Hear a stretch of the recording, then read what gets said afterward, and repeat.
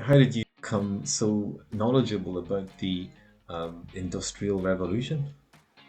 Well, I have a podcast where I talk all about the industrial revolutions. So I just actually wrapped up the first industrial revolution, which takes place from roughly 1760 to 1848.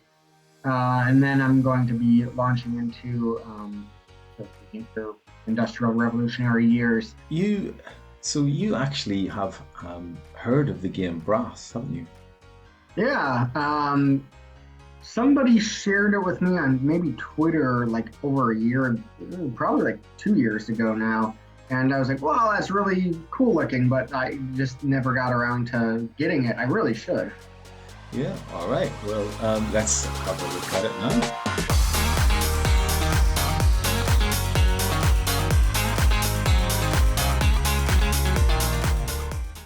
In the game Brass, it's a game of two halves, and the first half is the canal phase, where the canals are put on the board, and then it's quite odd. Halfway through the game, these are all removed, and the railways are laid down. So, does that make sense thematically in the Industrial Revolution? Absolutely. The Canal era began really in the 1760s with a guy by the name of, well, he was the Duke of Bridgewater. He was a bit further north than the setting in this game here. He was up in the Manchester area. But after him, there was something called Canal Mania, which took off across Britain, and not just England, but in Scotland and Wales too. And a lot of canals were built all over the country with new locks. You could move raw materials like coal or cotton up the canals to manufacturing sites where they'd get processed. The coal would be used to power steam engines, for example. The cotton would be processed into yarn, and then you could ship that out on those same canals and move them all over the country. But this was all a bit earlier than the high pressure steam engines that you would have needed to make locomotives to move on railways. Railways, by the way, don't really start to appear until the 1830s. Oh, The first really modern railway is built between Liverpool and Manchester in 1830, and that's when it opens. Anyway, and um, and then you have the same thing. You have railway mania, then as they call it, where they were doing the exact same thing as they did way back in the 1770s, 80s, 90s, where they're just building, you know, rail lines, um, thousands of miles of rail lines in the 1830s and 40s. In fact, 1845, there were 3,000 miles of track across England. And then just 5 years later, it had doubled, 6,000. wow.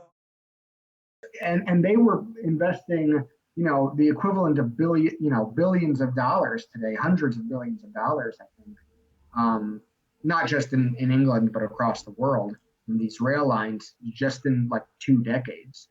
That is mind-boggling. If you need to develop your buildings and you want to develop the basic ones away, and development costs iron. I was wondering, do you think that's got anything based on the Revolution? Yeah, particularly with iron mills, or I'm sorry, with cotton mills, because cotton is extremely flammable when it's being manufactured, when it's being processed. You'd have cotton debris flying all over the place, like cotton oils would seep out. And so if somebody was, in the mill and lights up a pipe or one of the candles for the night shift like falls, the whole place goes up in flames. And this is because these buildings are made entirely of wood in the early years. Now, in the 1790s or so, a guy named I think it was the son of a guy named Jedediah Strutt. He was an early capitalist investor in cotton mills. He had this mill in Belper, which I saw on your map there, and it had burned down. And so he rebuilds the mill with iron frames. And the iron frame not only makes it like a sturdier, longer lasting building generally, but also it makes it less, at risk of fire. Industrialists realized I can't really afford to not build my mill with iron frames anymore. That is such a strong thematic connection between the development of the mills costing iron, and to hear that story behind it, that is fascinating and really exciting. Pottery is one thing in the game, and you get potteries in certain locations. Like it's in based in Stoke-on-Trent. In is there's potteries there in the game. Does that resonate with you?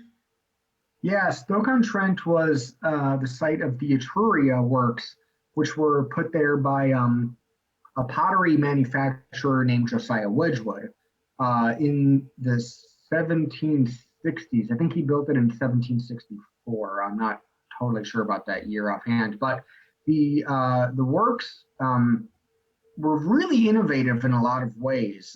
First, in the first step, it had to do with the division of labor. So, rather than have uh, an apprentice or a journeyman who would, see the process of completing a teacup from start to finish, as might have been done in the old days. Well, they didn't have the teacups in the old days, but stuff like that. It would have taken a little bit longer. It was a craft. Now what they were doing was saying, okay, you're going to, mold the teacup, you're going to paint the teacup, you're going to glaze it.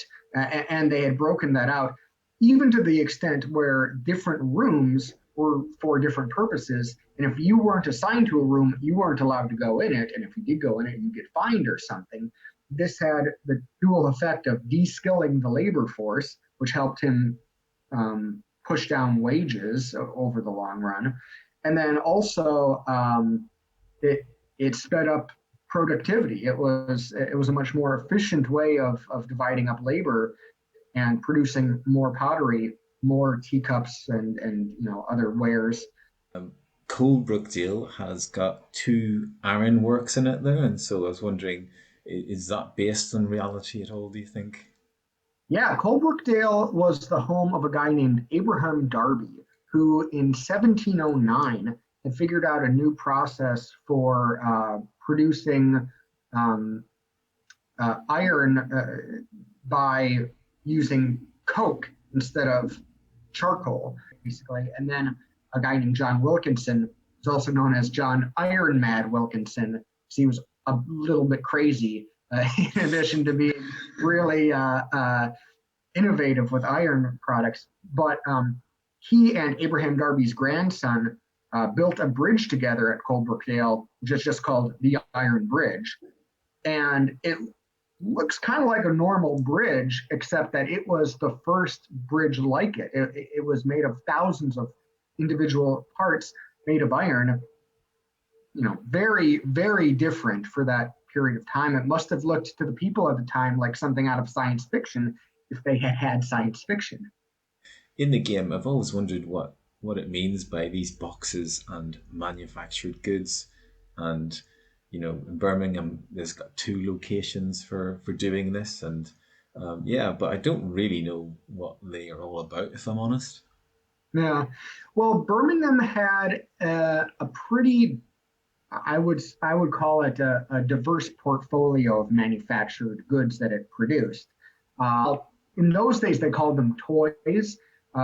We wouldn't. Nowadays we call toys like playthings or toys, but for them at the time, it meant things like snuff boxes, things like buttons. One of the guys who had built quite a large factory in Birmingham, or I think it was like on the outskirts of Birmingham, was Matthew Bolton.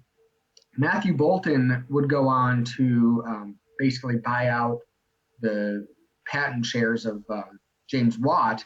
But before he had done any of that, he was one of the richest men in England because of his manufacturing of toys. That's what's in those boxes. I've always wanted to know. Now, Well, thank you so much, and yeah, I look forward to digging into the podcast. Yeah, where can we find the podcast?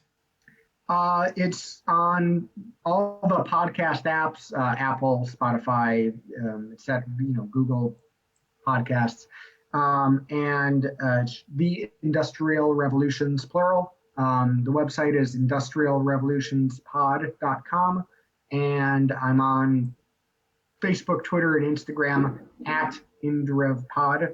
That's at IndrevPod. I just cannot believe the connections between the game and the real history that you have revealed. So thank you very much. Do you think? What about? Are you interested in playing the game Brass at some time in the future? Do you reckon? Yeah, I got it recommended to me by a listener maybe like a year and a half ago on Twitter, and I got really excited, and but I haven't gotten around to buying it and playing it yet.